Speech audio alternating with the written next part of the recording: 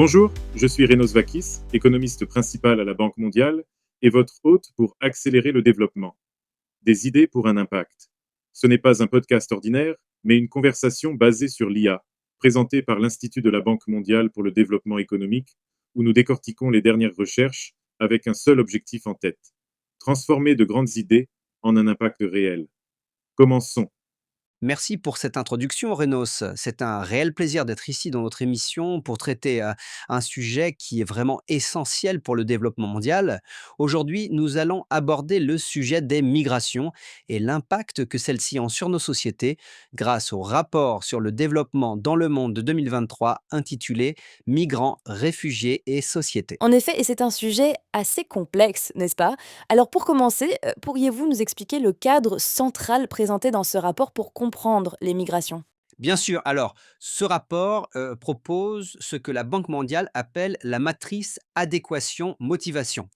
Elle est conçue pour orienter l'élaboration des politiques en rassemblant des informations issues à la fois de l'économie du travail et du droit international. D'accord, mais qu'entendez-vous exactement par adéquation et motivation dans ce contexte? Eh bien, l'adéquation fait référence à la mesure dans laquelle les compétences et les caractéristiques d'un migrant correspondent aux besoins spécifiques du pays de destination.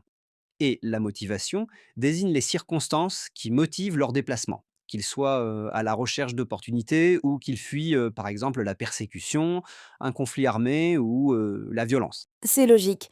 Et j'ai cru comprendre que cette matrice distingue 4 types de mouvements migratoires. Pouvez-vous nous en dire plus à ce sujet? Oui, tout à fait. La matrice identifie 4 types distincts de migration, chacun avec ses propres priorités politiques. Premièrement, il y a les migrants économiques présentant une forte adéquation. Ils représentent la grande majorité des migrants qui se déplacent à la recherche de meilleures opportunités et dont les compétences correspondent parfaitement aux besoins du pays de destination. Comme les ingénieurs indiens dans la Silicon Valley ou les travailleurs bangladais aux Émirats arabes unis qui sont mentionnés dans le rapport, c'est bien ça? Précisément, ces mouvements migratoires génèrent des bénéfices considérables en matière de développement pour les migrants eux-mêmes ainsi que pour les pays de destination, mais aussi ceux d'origine. Les migrants gagnent souvent des salaires nettement plus élevés. Par exemple, aux États-Unis, les migrants peu qualifiés, comme les Yéménites et les Nigérians qui s'installent, voient leurs revenus augmenter de façon spectaculaire. C'est une distinction très importante, car ces gains de revenus liés à la migration internationale sont dans de nombreux cas bien supérieurs à ceux de la migration interne. C'est ce qui a été observé au Bangladesh, au Ghana ou encore en Inde. Oui, et les pays de destination en bénéficient également. On constate une augmentation de la productivité du travail, une baisse des prix à la consommation et un renforcement des liens commerciaux. En fait, les migrants apportent souvent des contributions fiscales nettes positives, en particulier dans les pays de l'OCDE. Quant aux pays d'origine, ils bénéficient des transferts de fonds qui constituent une source de revenus considérable dans des pays comme le Tonga, le Liban et le Tadjikistan, ainsi que d'un précieux transfert de connaissances.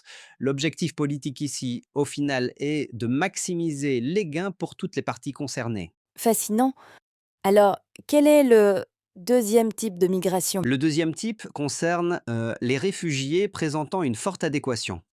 Ces personnes fuient la persécution ou un grave danger, mais il se trouve qu'elles possèdent des compétences qui correspondent aux besoins du pays de destination. Le rapport citait l'exemple des réfugiés entrepreneurs syriens en Turquie. Donc, même si leur principale motivation est la peur, leurs compétences apportent tout de même des bénéfices au pays d'accueil. Oui, leur déplacement apporte des bénéfices en matière de développement, similaires à ceux des migrants volontaires. Et, point important, en vertu du droit international, les pays de destination sont tenus de les accueillir, quelle que soit leur contribution économique. L'objectif politique ici est d'accroître davantage ces gains nets. D'accord, mais alors qu'en est-il des réfugiés dont les compétences ne correspondent pas forcément aux besoins du pays de destination? Ces personnes correspondent au troisième type de migration, les réfugiés présentant une faible adéquation. Ces personnes fuient également par peur, mais leurs compétences ne correspondent pas aux besoins de la société d'accueil. Les Rohingyas au Bangladesh en sont un exemple très poignant. Et quelles en sont les conséquences?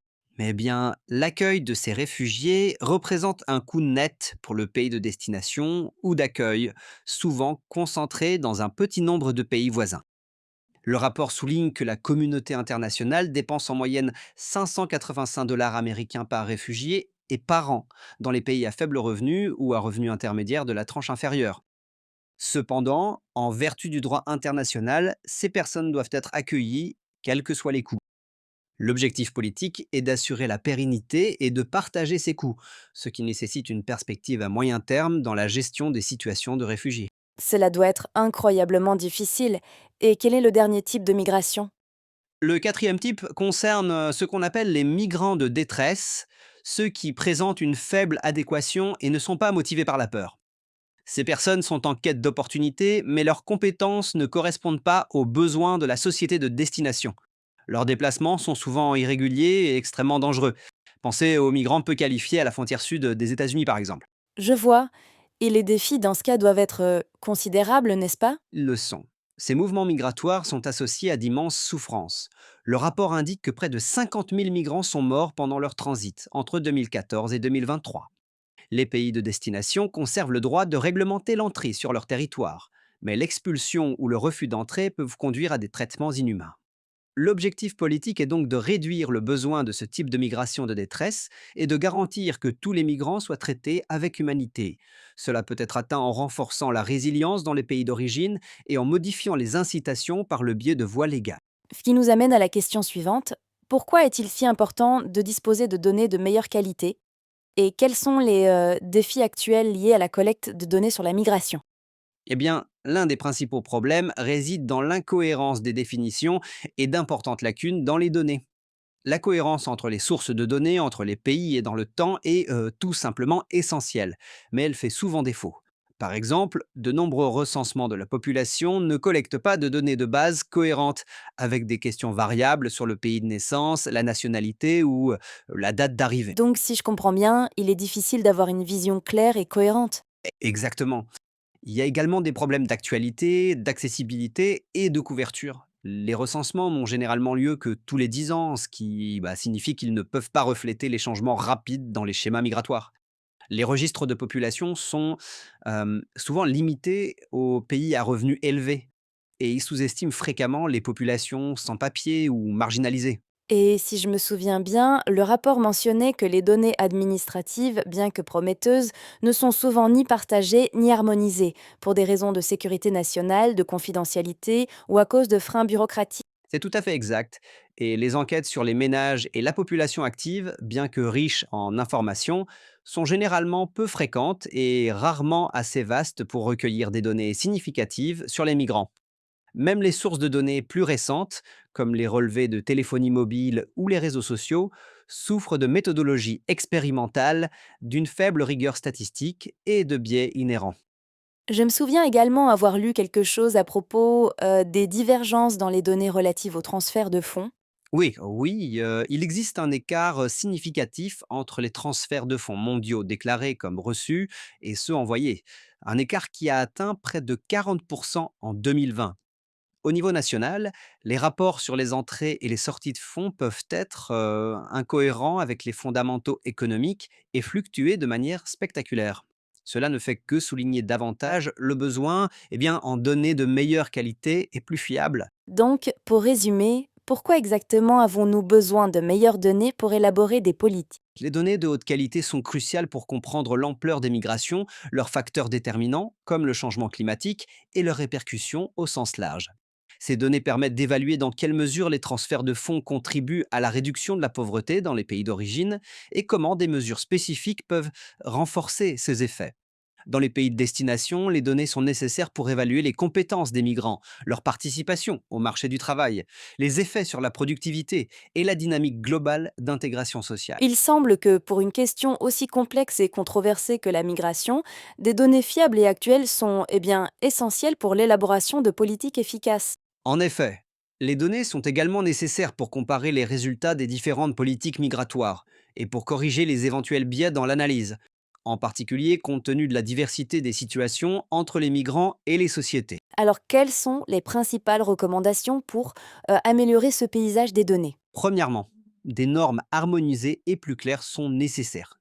Des efforts doivent également être déployés pour améliorer la cohérence des définitions et des méthodologies entre les sources de données, notamment en imposant des questions fondamentales dans les recensements, telles que le pays de naissance, la nationalité, le lieu de résidence précédent et l'année d'arrivée.